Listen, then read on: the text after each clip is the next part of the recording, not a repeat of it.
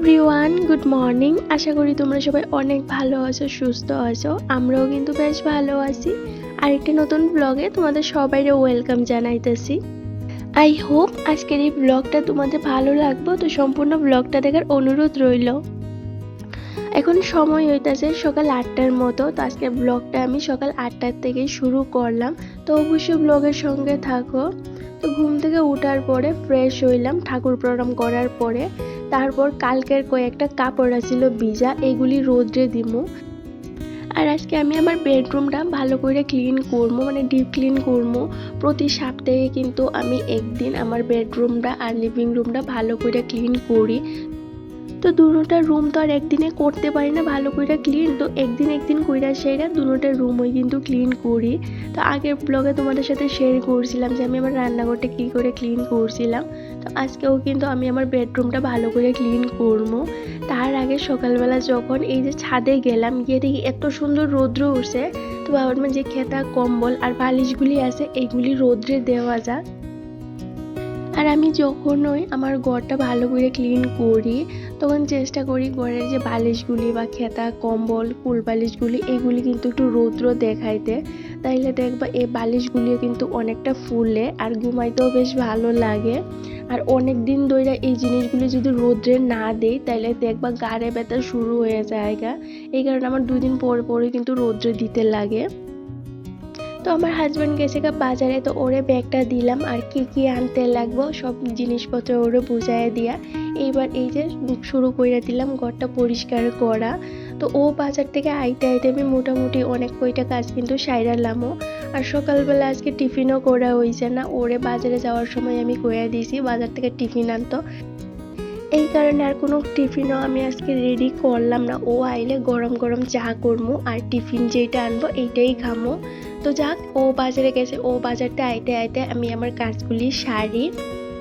তো প্রথমে আগে বেডশিটটা উঠাইলাম, এইটার নিচে একটা কম্বল ফালানো আছিল, এইটাও উঠাই লাইছি।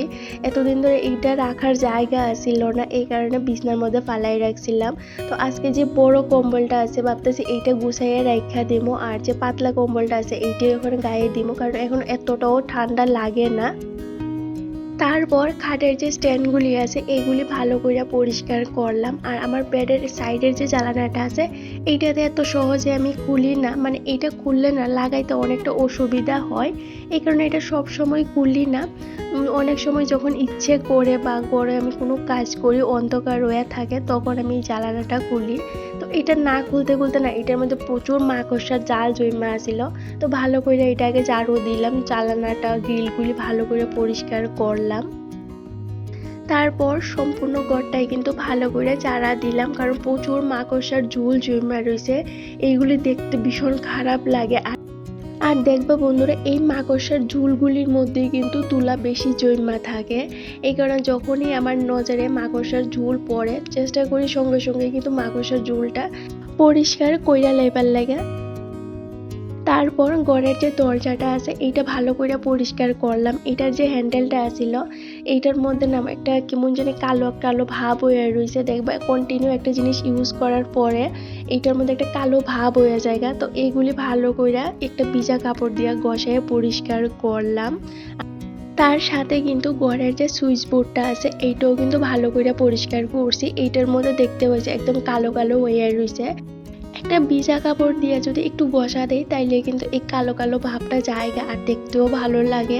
আর এইগুলি নোংরা থাকলে না দেখবা কেমন জানি একটা লাগে। তো সব কিছু পরিষ্কার করা হয়ে গেছে, ফ্রিজটাও ভালো করে পরিষ্কার করলাম। আর ফ্রিজটা না আমার বেডরুমেই থাকে, কারণ কিচেনের মধ্যে এতটা জায়গা নাই যে আমি ফ্রিজটা রাখতে পারবো।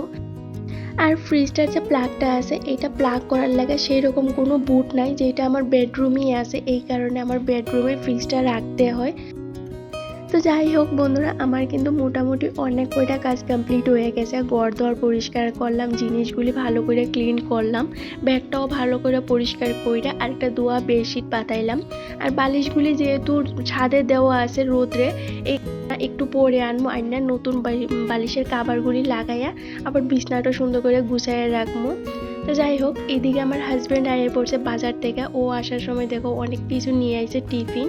তাহলে চলো এবার সকালের টিফিনটা করি, ভীষণ ক্ষুধা লাগছে। ও বাজার থেকে আসার সময় নিয়ে আসছে নিমকি, লাড্ডু, সিঙ্গারা, আর আমি গরম গরম চা করলাম। প্রতি সপ্তাহে কিন্তু আমি চেষ্টা করি আমার ঘর-দুয়ার ভালো করে পরিষ্কার করার লাগে, অ্যাটলিস্ট একদিন সময় বার করার লাগে, ডিপ ক্লিন করার লাগে। তো আমি যেই দিন ডিপ ক্লিন করি চেষ্টা করি সকাল সকালে একটু ঘুম থেকে উঠটা তারপর কাজগুলি শুরু করার লেগা, কিন্তু আজকে একটু লেট হয়ে গেছে গা। তারপরেও চেষ্টা করতেছি প্রতিটা কাজে কিন্তু সুন্দর করে গুছাইয়া করার আর সময়ের মধ্যে ম্যানেজ করার। তো সকালবেলার টিফিনটা হয়ে গেছে, তারপর যে বাসন কইটা আছিল এই বাসন কইটা ধুইলাম। তারপর এই যে বাজার আনছিল এই বাজার কইটা এবার গুছাইয়া রাখতাছি জায়গা মতো। আর বাজার আনছে এই যে শাক সবজি, মরিচ, পালং শাক, মটর শাক আর মাছ। আমার হাজব্যান্ড যখনই বাজার থেকে বাজারটা কইরা আনে, এটা শাক সবজি হোক বা অন্য জিনিসই হোক, আমি চেষ্টা করি সঙ্গে সঙ্গে কিন্তু জিনিসগুলি গুছাইয়া রাইখা দেওয়ানের লাইগা। পরে কইলে দেখবা এই কাজগুলি পড়েই থাকে, এখানে সঙ্গে সঙ্গে যদি কাজগুলি কইরা লাই দেখবা কোনো ঝামেলাই হয় না। তাহলে চলো বন্ধুরা এবার রান্না বান্নাটা সারি। রান্না বান্না করার পরেও আর একটু কাজ আছে, এগুলি করতে হইব। তো রান্না বান্নাটা সারলে চিন্তা মতে কিন্তু আমি বাকি যে কাজগুলি আছে এগুলি করতে পারবো। তো আমার হাজব্যান্ড আনছে ছোট মাছ, তো ও কইতাছে ছোট মাছ দিয়ে লাউ পাতা দিয়ে একটু ভাপা টাইপের করতাম। এই কারণে মাছগুলি ভালো করে কাইটা দইয়া একদম সমস্ত কিছু একসঙ্গে দিয়া সরষার তেল দিয়ে ভালো করে মাখাইয়া এই যে লাউ পাতার মধ্যে দিয়ে একটা সুতা দিয়ে ভালো করে বানলাম। তারপরে এই যে কড়াইয়ের মধ্যে কিন্তু বোয়াই দিয়েছি। এবার এইটা ওইতে থাকুক আর ওইদিকে কিন্তু আমার বাকি যে কাজগুলি আছে এইগুলি সারমু। সব দিন তো আর সমান হয় না, আজকে ঘুমতে উঠতে একটু লেট হয়ে গেছে গাও, তারপরেও আমি কিন্তু প্রতিটা কাজ চেষ্টা করতেছি সুন্দর করে করার, যাতে কোনো কাজেই কিন্তু আমার বাকি না থাকে। যেই দিন আমার ঘুমতে উঠতে একটু লেট হয়ে যায় আর কাজও প্রচুর থাকে, ওই দিন চেষ্টা করি রান্না বান্নার সাথেই কিন্তু সংসারের বাকি যে কাজগুলি থাকে এইগুলি সুন্দর করে ম্যানেজ করার। এখন যদি আমি ঘরদোর ভালো করে পরিষ্কার কইরা তারপরে রান্না বান্নাটা করতাম যাইতাম, তাইলে কিন্তু অনেকটা দেরি হয়ে যাইতো গা, আর কোনো কাজই কিন্তু আমার ঠিকঠাক মতো হইতো না। আর এইদিকে তো সময়ও যাইতাছে গা। এই কারণে আমি সবসময় চেষ্টা করি একটা কাজের সঙ্গে আরেকটা কাজ কিন্তু একটু ম্যানেজ কইরা করার। যেহেতু একা হাতে সবটা করি এই কারণে না সবটা কিন্তু একটু ম্যানেজ কইরা করতে হয়। একটু বুদ্ধি খাটাইয়া কাজগুলি করলে দেখবা প্রতিটা কাজই কিন্তু অনেক ইজিলি হয়ে যায় গা। আর এই পর্যন্ত যদি কোনো বন্ধু আমার ভিডিওটা দেখা থাকো অবশ্যই কিন্তু চ্যানেলটা সাবস্ক্রাইব করে দিও আর একটা লাইক একটা কমেন্ট করে কিন্তু জানাই কেমন লাগছে। তো যাই হোক বন্ধুরা বাকি যে কাজগুলি আছে এগুলিও কিন্তু এখন ঝটপট করে সাইডা লাইতেছে, যেমন ঘরটা ঝাড়ু দিলাম, কাপড়গুলি ভাঁজ করে রাখলাম, তারপরে ছাদে গিয়ে এসে এই যে বালিশ কইটা নিয়ে আইলাম, বালিশের কাপড়গুলি লাগাই সেরা ব্যাগটাও কিন্তু সুন্দর করে গুছাইয়া রাখতেছি। আমার না একটা বড্ড খারাপ স্বভাব, যখনই আমি দেখি আমার বেডটা একটু এলোমেলো হয়ে থাকে বা কম্বলগুলি বালিশগুলি এইখানেটা ওইখানে হয়ে থাকে, আমি সঙ্গে সঙ্গে এইগুলি গুছাইয়া রাইখা দেই। শুধু বেডই না আনলাটাও যদি এইরকম হয়ে থাকে আমি সঙ্গে সঙ্গে গুছাইয়া রাইখা দেই।